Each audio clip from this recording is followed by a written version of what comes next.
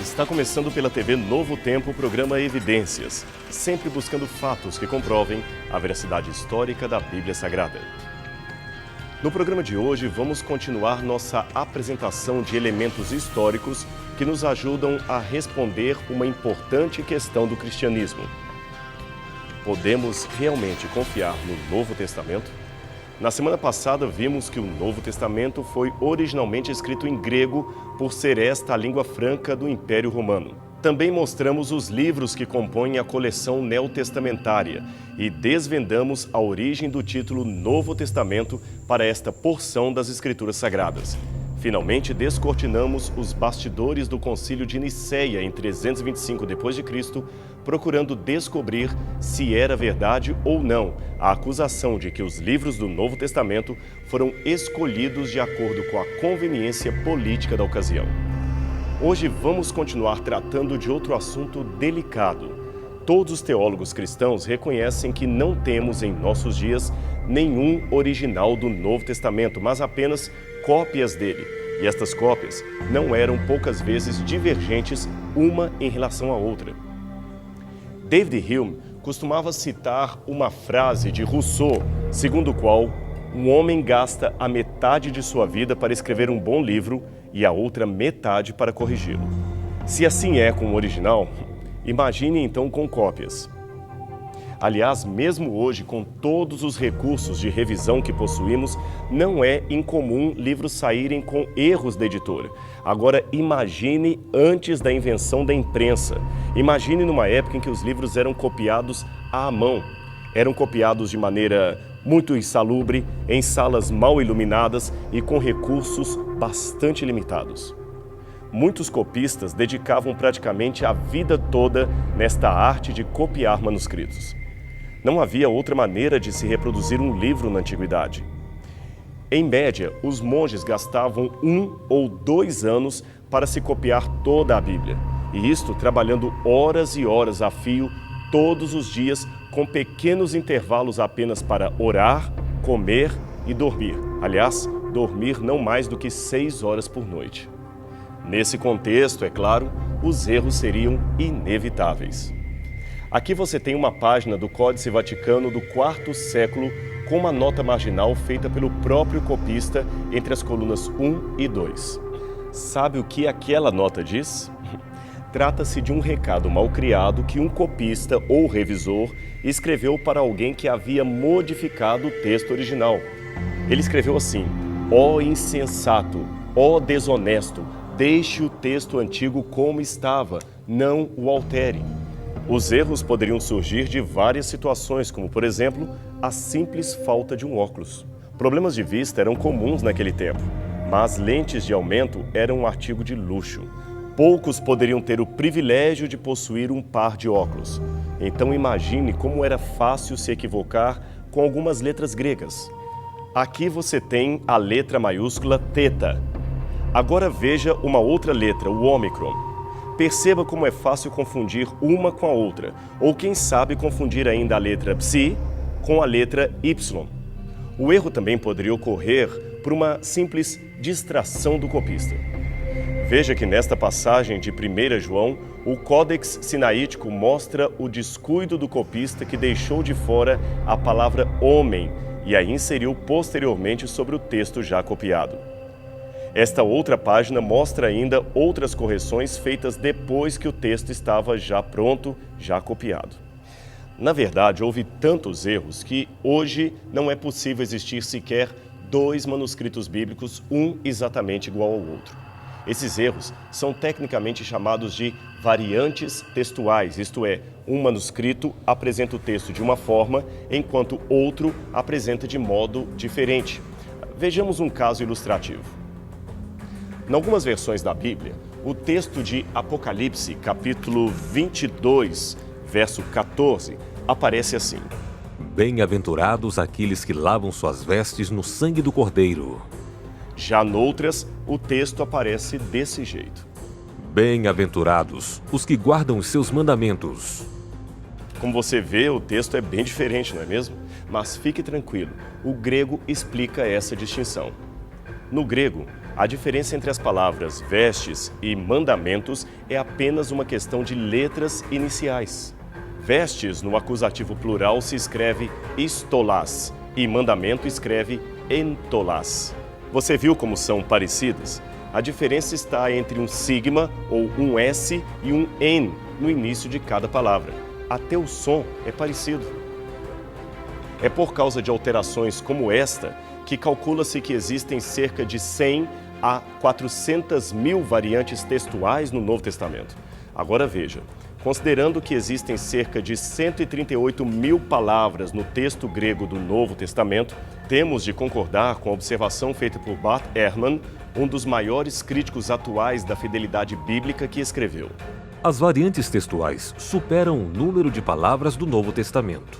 Não há sequer 2 manuscritos iguais. Logo, é impossível saber como seria o texto original.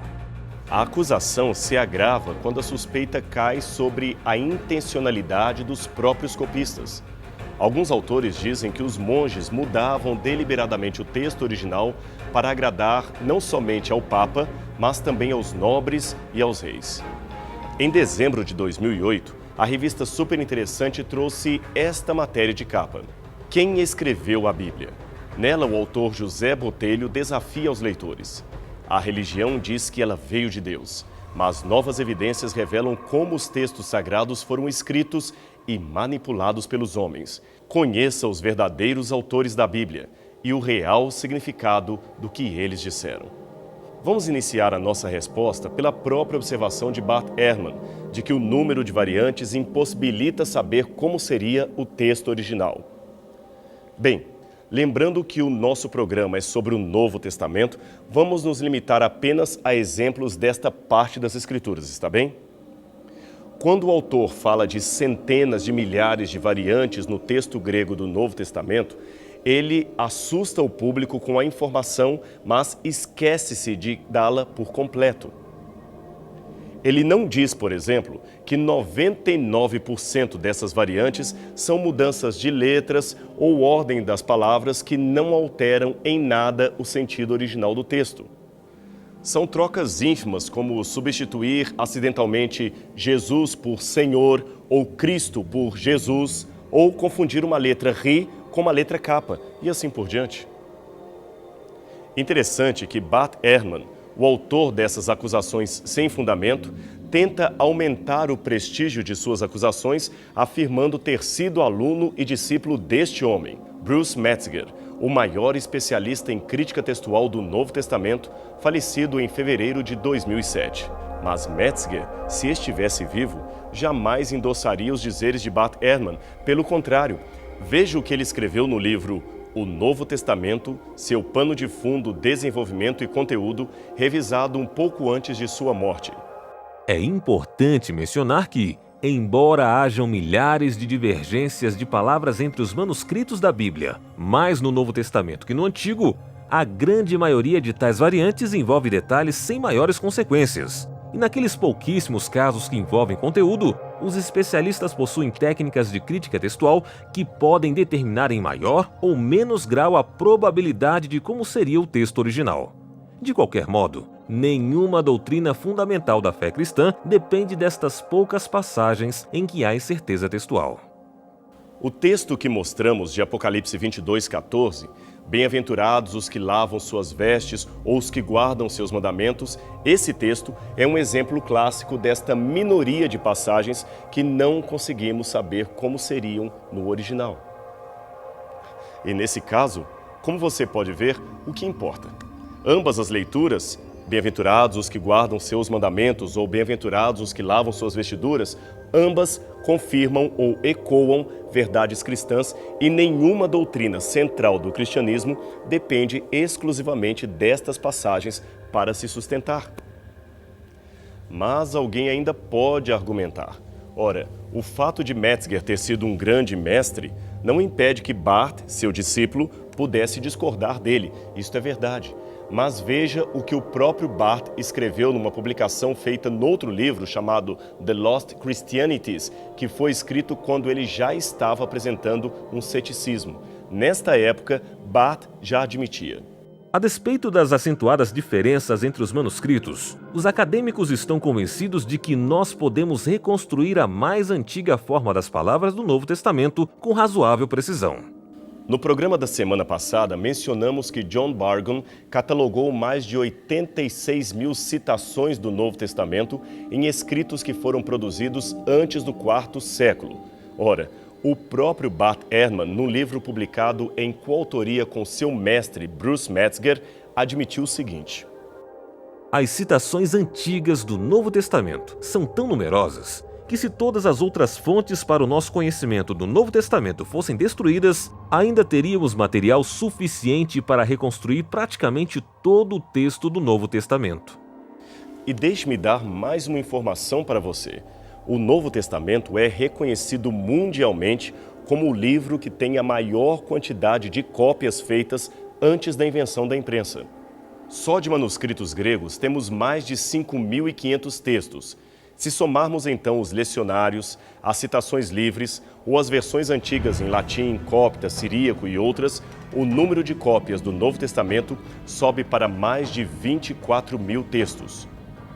Só para constar, o clássico da antiguidade que ocupa o segundo lugar de preservação em cópias é a Ilíada de Homero, com 643 manuscritos. Depois dela, vêm os textos de Demóstenes e Sófocles, ambos com menos de 200 exemplares.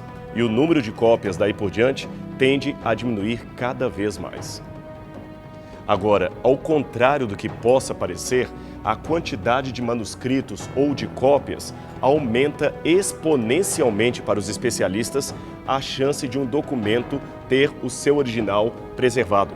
O Novo Testamento está, portanto, em larga vantagem em relação aos demais escritos ou clássicos da Antiguidade. F.F. Bruce, um dos mais famosos catedráticos de Novo Testamento da Universidade de Manchester, na Inglaterra, afirmou o seguinte: a evidência textual a favor dos atuais escritos do Novo Testamento é muito maior que a evidência a favor de quaisquer outros escritos de autores clássicos sobre cuja autenticidade não paira a menor sombra de dúvida. E sobre aquele número absurdo de 100 a 400 mil variantes textuais, é importante colocar que, além do que já demonstramos, ou seja, que são alterações em sua maioria insignificantes, troca de letras, sílabas ou sinônimos, é importante também esclarecer que este número exagerado de variantes é proporcional à quantidade de textos que dispomos. Deixe-me explicar isto de um modo melhor. Se uma única palavra foi escrita erroneamente em 3.000 manuscritos diferentes, ela então é contada como sendo 3.000 variantes e não como sendo apenas uma.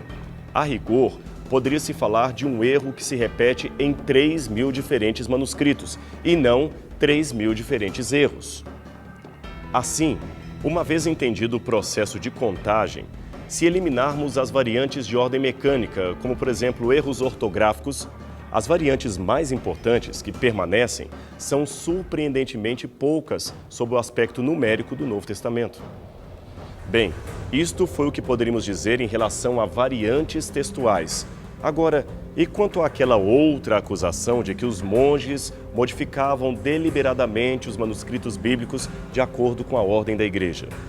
De fato, como já dissemos, o único modo de se reproduzir um livro na antiguidade era copiando-o à mão. Tarefa esta realizada por monges copistas. Eles raramente saíam de seu monastério e passavam a vida copiando, catalogando antigos manuscritos. Após a queda do Império Romano, grande parte da literatura da antiguidade grega e romana se perdeu, mas foi graças ao trabalho de monges copistas que livros como a Ilíada de Homero e a Odisseia chegaram até nós. Bem, que eles às vezes mexiam no texto, isso é verdade. Um exemplo está no século XV. Naquela época, um grupo de copistas trocou deliberadamente o termo babilônios do Antigo Testamento pelo termo infiéis. Esta era uma maneira de criticar os muçulmanos que disputavam com os espanhóis o território da Península Ibérica. Numa outra situação, eles acrescentaram à primeira epístola de João, capítulo 5, verso 7, uma pequena nota para equiparar o verso à doutrina da Trindade. Mas a questão fundamental é a seguinte: teriam sido essas mudanças constantes ou foram apenas situações esporádicas e muito pontuais? Noutras palavras, até que ponto eles modificaram o texto bíblico de modo acentuado para satisfazer aos interesses teológicos e políticos da Igreja? Foram mudanças que impossibilitaram a recuperação do texto original das Escrituras? O primeiro erro desse tipo de suspeita levantada pelos críticos está no anacronismo que eles contêm. As grandes massas da Europa medieval eram formadas por pessoas analfabetas com pouco ou nenhum contato com obras literárias. Não era, portanto, interesse da Igreja convencer as pessoas através de livros escritos. E mesmo que assim fosse, esses livros seriam pouco eficazes diante de uma maioria iletrada. A Igreja certamente teria outros métodos para convencer o povo de seus dogmas, e a distribuição de literatura em massa certamente não era um deles. Pelo contrário, o estudo e a leitura particular da Bíblia não eram franqueados ao público leigo. Além disso, como já dissemos no programa da semana anterior, se a Igreja Católica medieval tivesse mesmo incumbido seus monges de alterar os textos para facilitar o embasamento de seus ensinos, o catolicismo hoje teria, inevitavelmente, a teologia mais biblicamente embasada de todos os ramos do cristianismo, porque já teria alterado os manuscritos a seu favor. Noutras palavras, o texto do Novo Testamento, se houvesse sido mudado pela Igreja Católica, estaria hoje recheado de passagens favorecendo o culto a Maria, a celebração dos santos, a infalibilidade papal, a eficácia dos 7 sacramentos, a ordenança do celibato sacerdotal, a obrigatoriedade das missas, a ordem de Cristo para se guardar domingos e festas, etc. Mas, estranhamente, nada disso está lá, e deveria estar se fossem realmente os textos alterados na Idade Média. Um caso ilustrativo podemos ver nesta passagem do Evangelho de Mateus. Ela está no capítulo 23, verso 9, onde lemos: A ninguém na terra chameis de vosso Pai, porque só um é o vosso Pai, o qual está nos céus. Ora, este texto era muito perigoso para a tradição eclesiástica da época, sabe por quê? É que na versão em latim era dito que não deveríamos chamar ninguém de pater. Note que a palavra pater era justamente o modo como os católicos medievais se dirigiam ao seu vigário local, que em português traduzimos por padre. Agora raciocine comigo. Se os monges daquela época mudavam o texto ao bel prazer da Igreja, passagens como esta, que numa leitura rápida pareciam desautorizar um costume oficial da Igreja, deveriam ter sido retiradas do Novo Testamento. Mas elas foram estranhamente mantidas, o que demonstra que esta generalizada manipulação textual só existe na mente criadora dos autores críticos, talvez inspirados por teorias da conspiração que não correspondem à realidade dos fatos. E não é somente isto. O Novo Testamento contém até hoje algumas aparentes contradições, lógico, sem importância, mas que certamente teriam sido corrigidas se o texto bíblico fosse realmente manipulado da Idade Média. Por exemplo, se você tomar a sua Bíblia em casa e ler atentamente Mateus capítulo 21, verso 19, verá a história em que Jesus amaldiçoou uma figueira sem frutos que imediatamente ficou seca. Porém, no livro de Marcos, capítulo 11, versos 12 a 20, parece que o secamento só aconteceu no dia seguinte. É uma contradição, não é? Num evangelho, diz que Jesus curou 2 cegos em Jericó. No outro, diz que era apenas um. Ora, por que os monges não corrigiram esse tipo de discrepância que atentava contra a idoneidade do relato? A resposta é simples, porque a alegada manipulação, repetimos, especialmente com intenções teológicas, não ocorreu nos moldes como os críticos apresentam, e o texto pode sim ser recuperado em sua quase totalidade. Eu quero mostrar uma coisa para você. Eu tenho aqui em minhas mãos um fragmento de um papiro encontrado no Egito por volta de 1920. Ele está escrito dos 2 lados, como você pode perceber. É um papiro que hoje recebe o nome de Papiro Johns Highlands, ou P52. Ele contém o que nas Bíblias modernas corresponde a alguns versos do Evangelho de João, capítulo 18.